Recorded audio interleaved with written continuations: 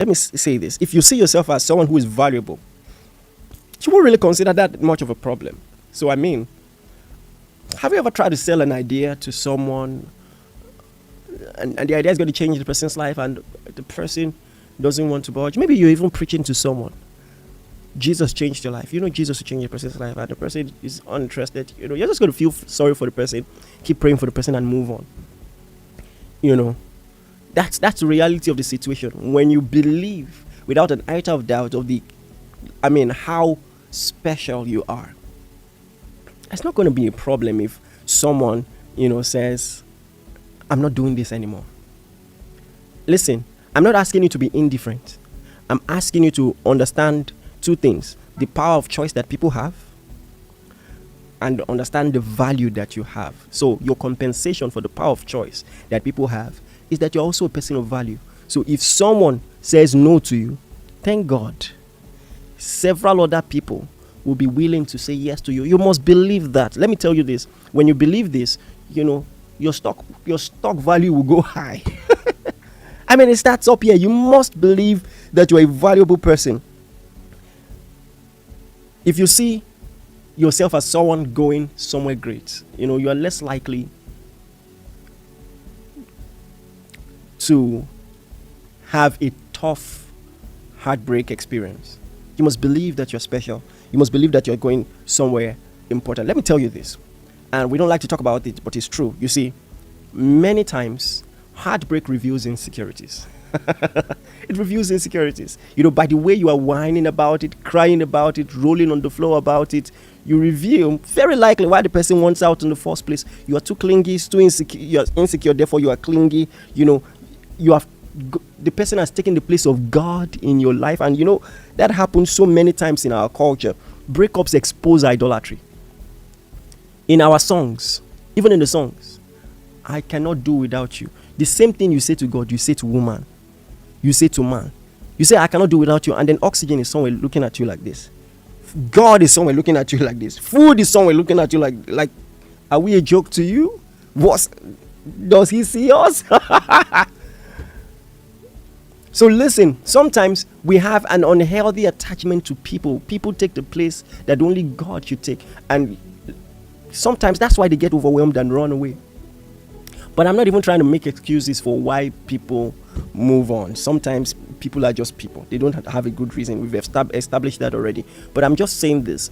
You see, when you believe genuinely that you are someone who is special, someone going somewhere, that's going to put you in a much, much better place. All right? So this must be a conviction that you must have. And if you really want the relationship to go on, it must just be because you just believe that it was meant to be. And even when you believe it was meant to be, maybe you're a Christian and you have like an inner conviction that this is the will of God. Even God understands that people have free will. So even that is not an excuse for you to just latch on to someone who doesn't want to be with you. Please, you must believe in yourself enough to understand that it's not the end of the world when someone says no. Listen, you believe in the Rehoboth God who can create more opportunities for you. When one door is shut, he opens another one. Believe that. And so if you dig a well and then that well is seized, just dig another one. All right. So sometimes there are hidden insecurities in our minds. Oh, at this age, how can I start all over again looking for someone? What if I don't find someone as good, someone as nice, someone as handsome? Trust God, sis. Trust God, brother. Trust God. The concept of Rehoboth is this: whatever blessing I experienced in my past, I can experience in my future because I serve the same God. It's very important. So God who gave Abraham Isaac can give me other children. So even if I have to sacrifice Isaac, I would do it gladly, knowing that the same God is faithful, to raise Isaac back up. So this is a very important conviction that you must have, not just in relationship, but in every other aspect of your life. This is going to really help you. You see, and this is why you must have like a sense of purpose.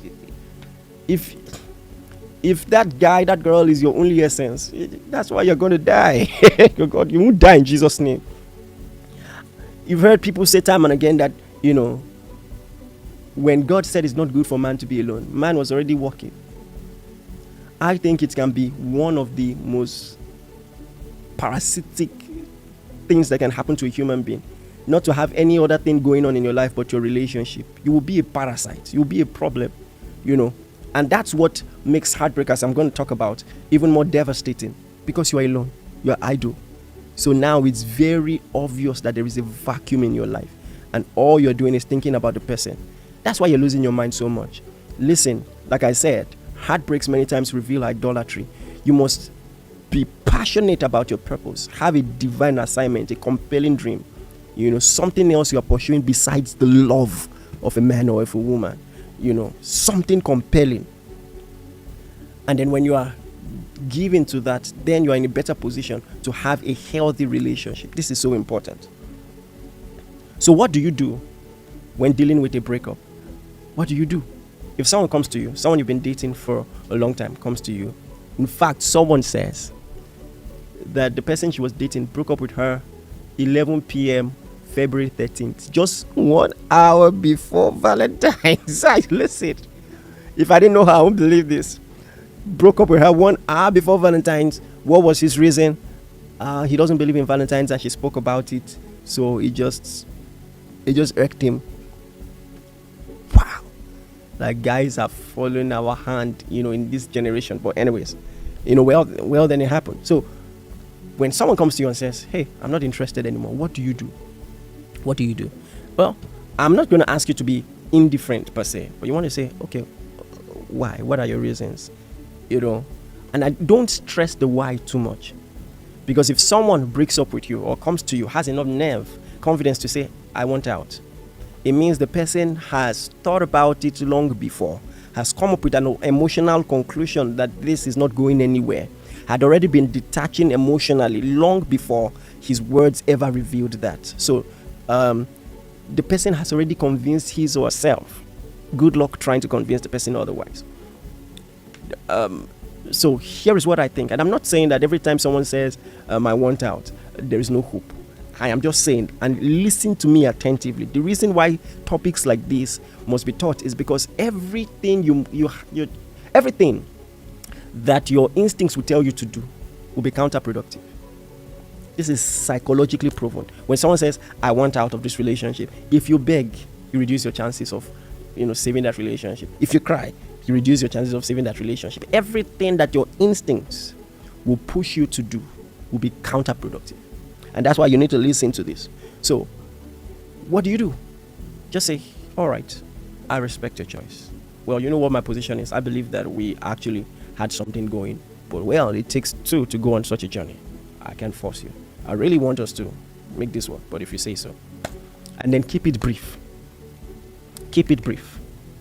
Do you understand? Keep it brief. In fact, someone said something very brilliant. He said, if you're in a car with a person at the time, just ask to come down. Book an Uber or something. Don't nag about it. Don't say, after all these years. No. Drop me now. So, you just say, all right, you know what? So we'll see some other time. Just give me time, to be alone, and all of this. So move on from there. I think it was Pastor Kingsley who said this. When you are now alone, you can cry. You can call your friends. Cry. If I say remove your wig if you want, or if you're a guy, fall on the floor, whatever you want to do, call your friends, cry. But don't cry in the presence of your ex.